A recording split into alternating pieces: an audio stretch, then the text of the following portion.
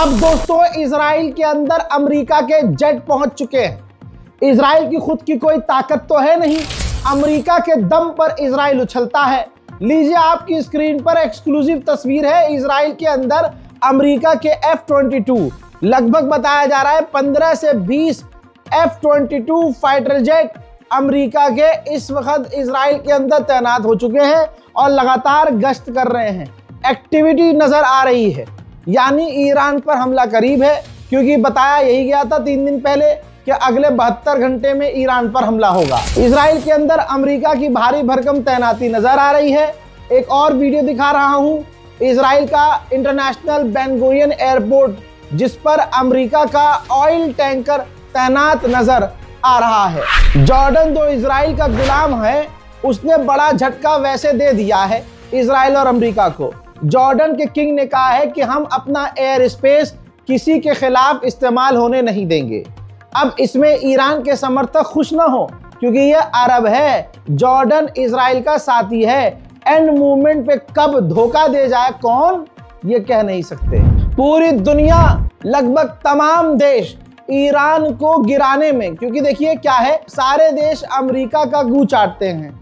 एक वाहिद ईरान है जो कुछ भी होने को तैयार है, कुछ भी बर्दाश्त करने को तैयार है, अमेरिका के आगे झुकने को तैयार नहीं। ये ताकत किसी के पास नहीं, ये जुर्रत किसी की नहीं। ऐसे में तमाम देश ईरान के खिलाफ साजिश रच रहे हैं। डेनमार्क के डिप्लोमेट को ईरान ने गिरफ्तार किया है। डिप्लोमेट को सीसीटीवी फुटेज में खुलासा हुआ कि ईरान आए थे जो डिप्लोमेट डेनमार्क के, वो अपने सूटकेस अटैची में, भाई जो हैंड कैरी होता है भाई, उसके अंदर स्टारलिंक लेके आए थे। वो बताइए, किसी देश का डिप्लोमेट किसी देश के लिए, जिस देश में वो तैनात है ईरान में, उसके खिलाफ साजिश रच रहा है। हजरात, ईरान ने सीसीटीवी जो है पूरी तरह से फुटेज जारी कर दिया, जो आपने देख लिया, आपकी स्क्रीन पर है। तो आप समझ सकते हैं कि डेनमार्क जैसे और कितने देश होंगे जो अंदर ही अंदर ईरान के खिलाफ साजिश रच रहे होंगे। आइए अब सऊदी अरब का आपको सैटेलाइट इमेज दिखा रहा हूं। भाई 6 E-3 aircraft, 16 KC-135 refuelling aircraft और इसके अलावा दर्जनों फाइटर जेट खड़े हुए यहां नजर आ रहे हैं। सऊदी अरब का प्रिंस सुल्तान एयरबेस है, जहां पर भारी भरकम अमेरिका ने तैनाती की हुई है। वहीं आर्मीनिया के डिफेंस मिनिस्टर ऐसे खराब माहौल में ईरान आए और ईरान के राष्ट्रपति से उन्होंने मुलाकात की। दोनों के बीच खिचड़ी क्या पकी ये सामने नहीं है, लेकिन आर्मीनिया का डिफेंस मिनिस्टर अगर ईरान आया है तो बात तो बड़ी होगी। उधर ईरान ने एक खतरनाक वीडियो जारी किया है, जिसके बाद अमेरिका और इजराइल का गला और सूख गया है।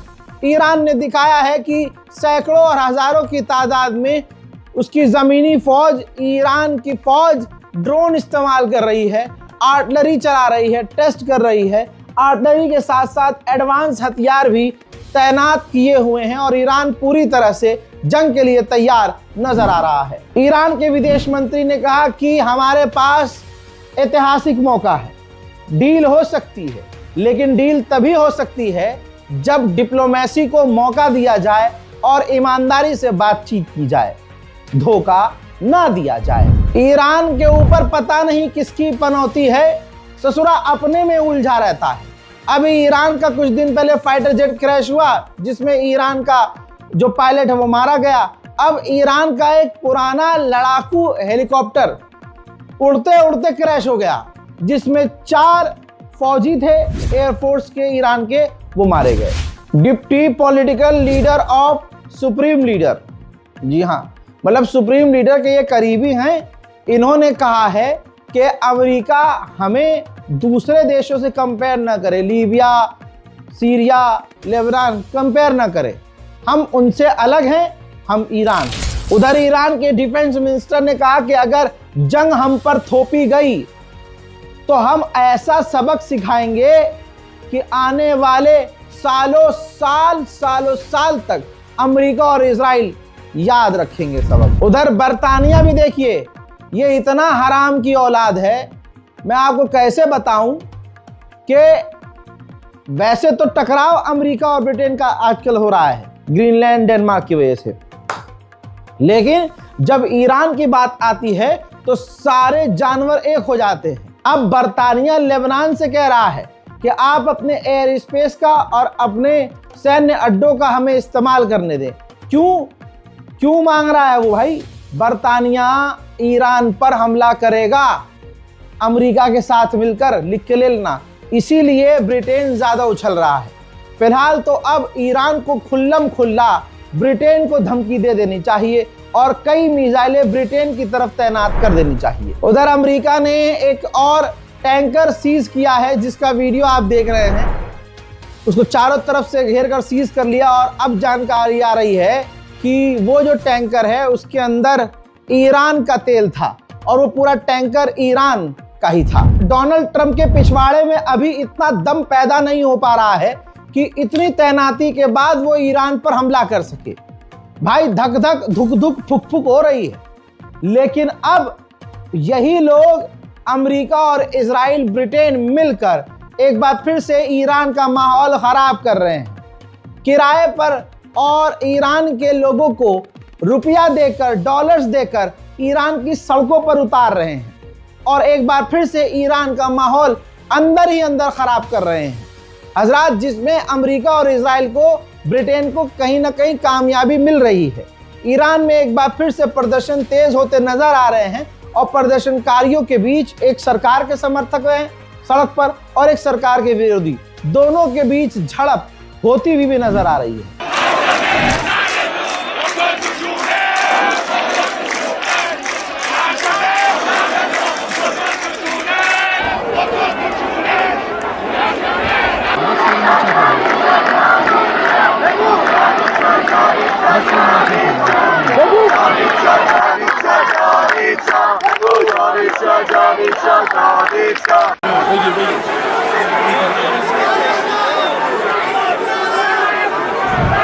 डोनाल्ड ट्रंप इधर मुंह छुपा नहीं पा रहा है तो कर क्या रहा है?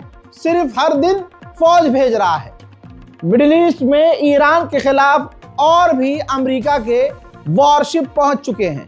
यानी अमेरिका ने अपनी पूरी की पूरी नेवी, रिपोर्ट बता रही है अमेरिका की समुद्र की, यानी मान लीजिए जो नेवी है वो पूरी की पूरी सेना, नौसेना, पूरी ताकत ईरान के खिलाफ तैनात कर दी है।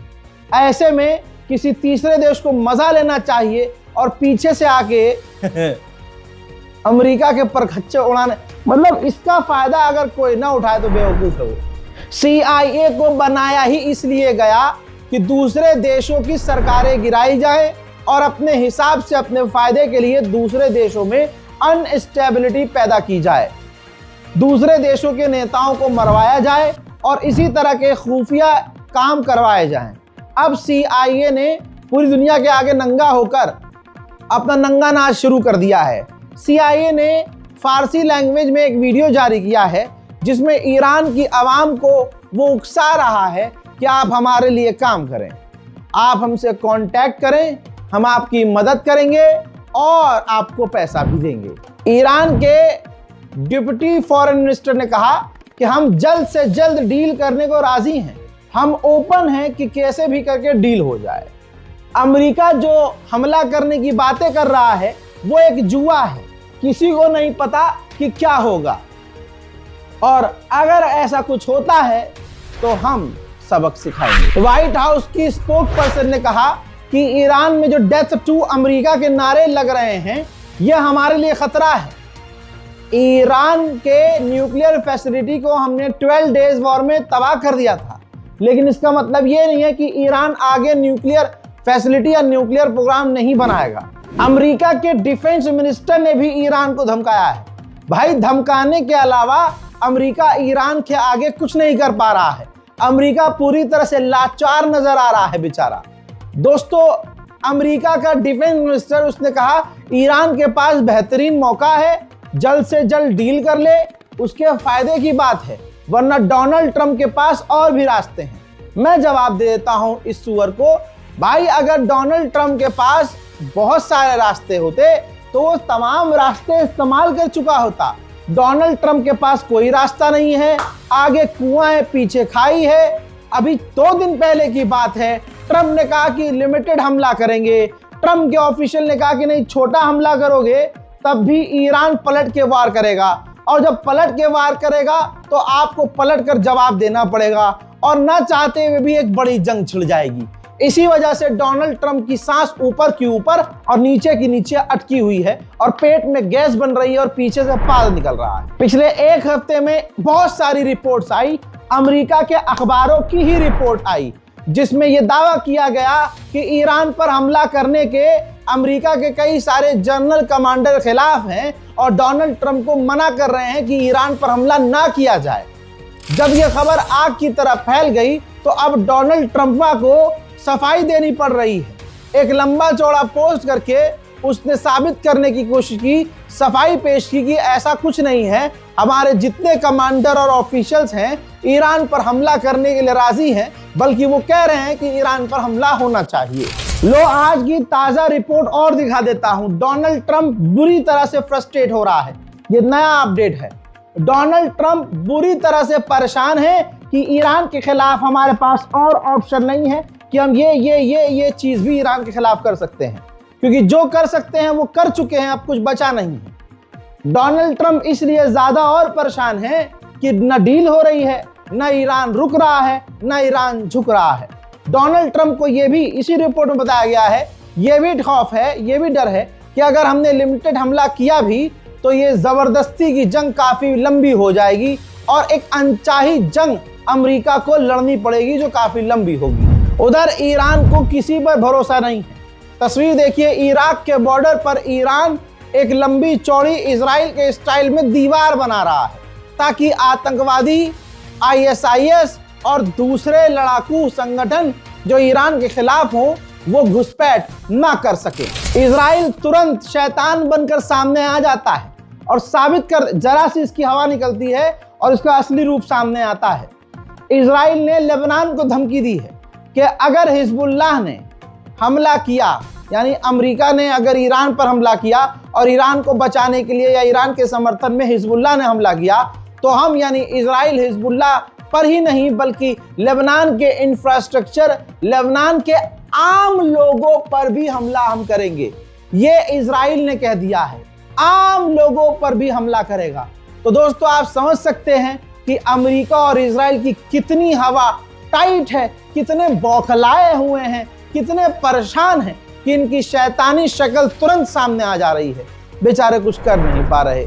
इस धमकी के बाद इजराइल और अमेरिका का गुलाम जो लेबनान का प्रधानमंत्री है, उसने हिजबुल्लाह को चेतावनी दी है कि दोनों के बीच कितनी भी लड़ाई हो जाए, अमेरिका और ईरान के बीच तुम बीच में मत आना और इजराइल के ऊपर तुम हमला मत करना। यह हिजबुल्लाह को लेबनान के प्रधानमंत्री ने चेताया है।